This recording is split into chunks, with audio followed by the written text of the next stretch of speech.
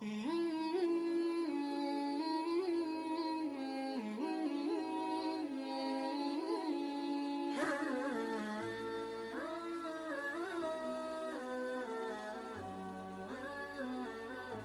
ابو ہریرہ رضی اللہ تعالی عنہ سے روایت ہے کہ نبی کریم صلی اللہ علیہ وآلہ وسلم نے فرمایا کہ حضرت موسیٰ بن عمران علیہ السلام نے اللہ تعالیٰ کی جناب میں عرض کیا، پروردگار، آپ کے بندوں میں کون آپ کی بارگاہ میں زیادہ باعزت ہیں؟ ارشاد فرمایا، وہ بندے جو قصوروار پر قابو پانے کے بعد اور سزا دینے کی قدرت رکھنے کے باوجود اس کو معاف کر دیں۔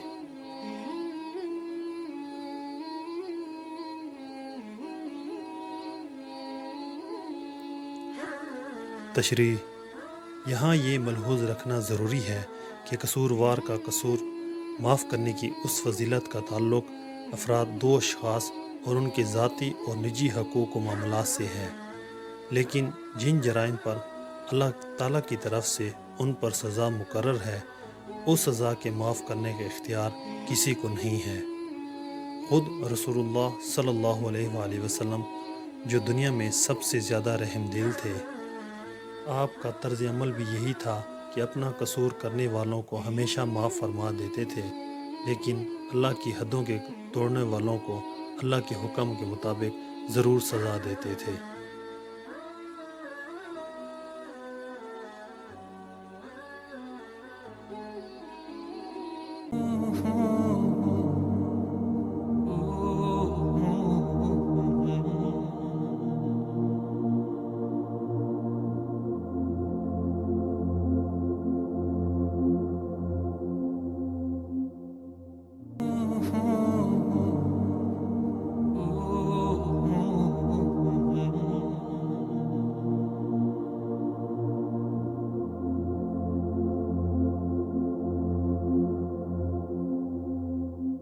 حضرت ابو ہریرہ رضی اللہ تعالی عنہ سے روایت ہے کہ نبی کریم صلی اللہ علیہ وآلہ وسلم نے فرمایا کہ اللہ تعالیٰ کا اپنے بندوں کو ارشاد ہے کہ تم دوسروں پر خرچ کرتے رہو، میں تم پر خرچ کرتا رہوں گا۔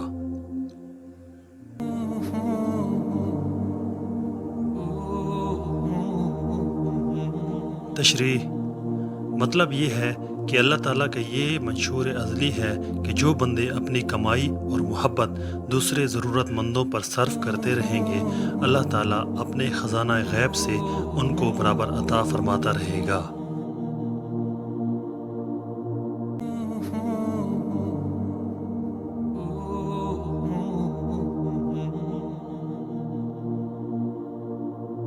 حضرت حذیفہ رضی اللہ تعالی عنہ سے روایت ہے کہ نبی کریم صلی اللہ علیہ وآلہ وسلم نے فرمایا،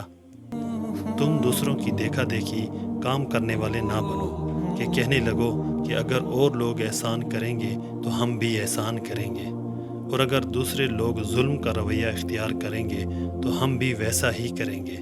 بلکہ اپنے دلوں کو اس پر پکا کرو کہ اگر اور لوگ احسان کریں تب تم بھی احسان کرو،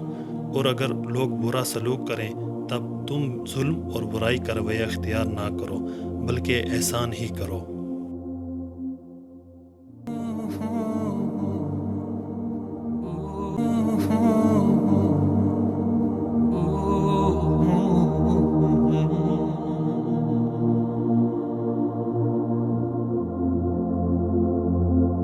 سیدنا عبداللہ بن مسعود رضی اللہ تعالیٰ عنہ بیان کرتے ہیں کہ حضور نبی کریم صلی اللہ علیہ وآلہ وسلم نے ارشاد فرمایا، اللہ تعالیٰ اس شخص کو تر و تازہ رکھے جس نے ہم سے کوئی حدیث سنی، پھر اس کو یاد کیا یہاں تک کہ اس کو آگے پہنچا دیا۔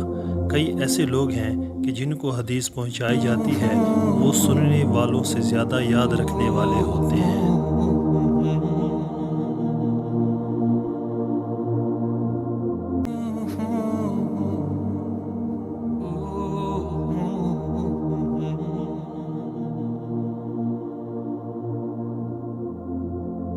حضرت انس رضی اللہ تعالی عنہ سے مروی ہے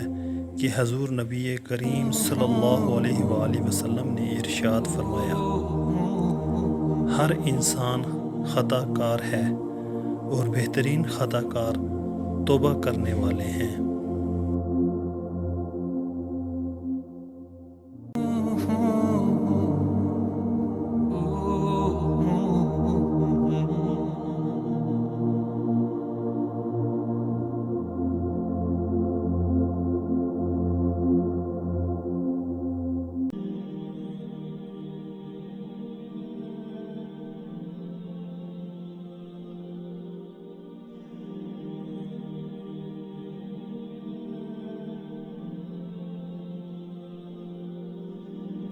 حضرت انس رضی اللہ تعالیٰ عنہ سے روایت ہے کہ نبی کریم صلی اللہ علیہ وآلہ وسلم نے ارشاد فرمایا،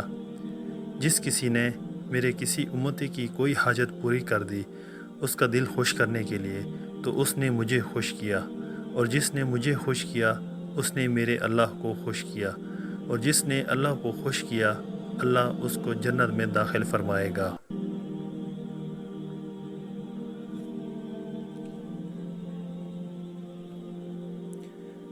تشریح: نبی کریم صلی اللہ علیہ وآلہ وسلم کو اپنے امتیوں کے ساتھ جو خاص تعلق ہے اس کا اندازہ اس حدیث سے بھی کیا جا سکتا ہے۔ اس میں فرمایا گیا ہے کہ آپ کے کسی امتی کو خوش کرنے کے لیے اس کا کوئی کام کر دینا اور اس کے ساتھ اچھا سلوک کرنا خود نبی کریم صلی اللہ علیہ وآلہ وسلم کو خوش کرنے والا عمل ہے، اور اس کا صلہ اللہ تعالیٰ کی خوشی اور جنت ہے۔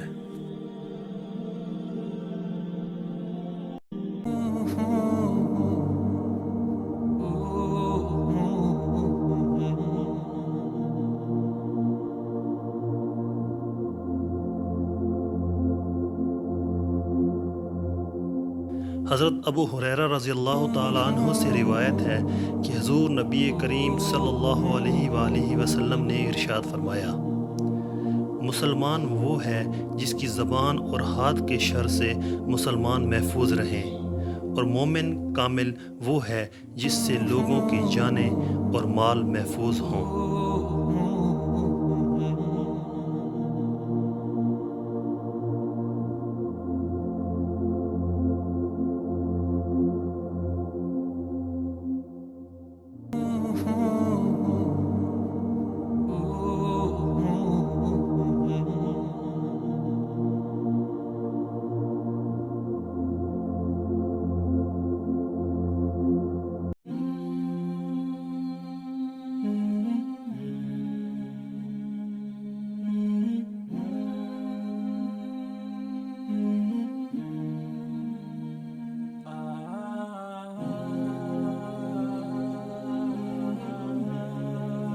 عظمت قرآن۔ حضرت عبداللہ بن عمر رضی اللہ عنہ نبی کریم صلی اللہ علیہ وآلہ وسلم سے روایت کرتے ہیں کہ آپ صلی اللہ علیہ وآلہ وسلم نے فرمایا، بے شک قرآن اللہ تبارک و تعالیٰ کو آسمانوں، زمینوں اور ان کے اندر موجود ہر ایک شے سے زیادہ پیارا ہے۔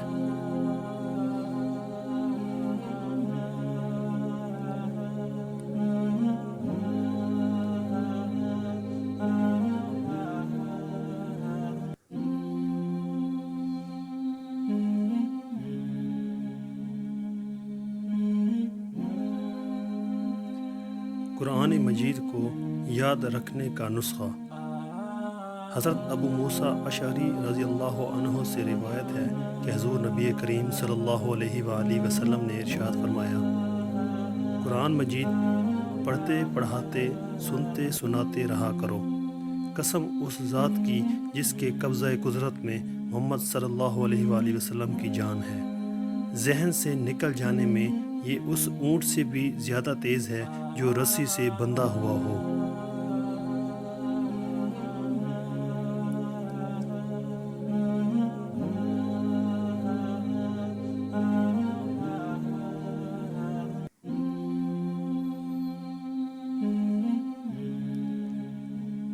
جنت میں صاحب قرآن کی شان۔ حضرت عبداللہ بن عمر رضی اللہ عنہ سے روایت ہے کہ حضور نبی کریم صلی اللہ علیہ وآلہ وسلم نے ارشاد فرمایا، قرآن مجید پڑھنے والے سے کہا جائے گا، قرآن پڑھتا جا اور جنت میں منزل بہ منزل اوپر چڑھتا جا، اور یوں ترتیل سے پڑھ جیسے تو دنیا میں ترتیل کیا کرتا تھا، تیرا ٹھکانہ جنت میں وہاں پر ہوگا جہاں تو آخری آیت کی تلاوت کرے گا۔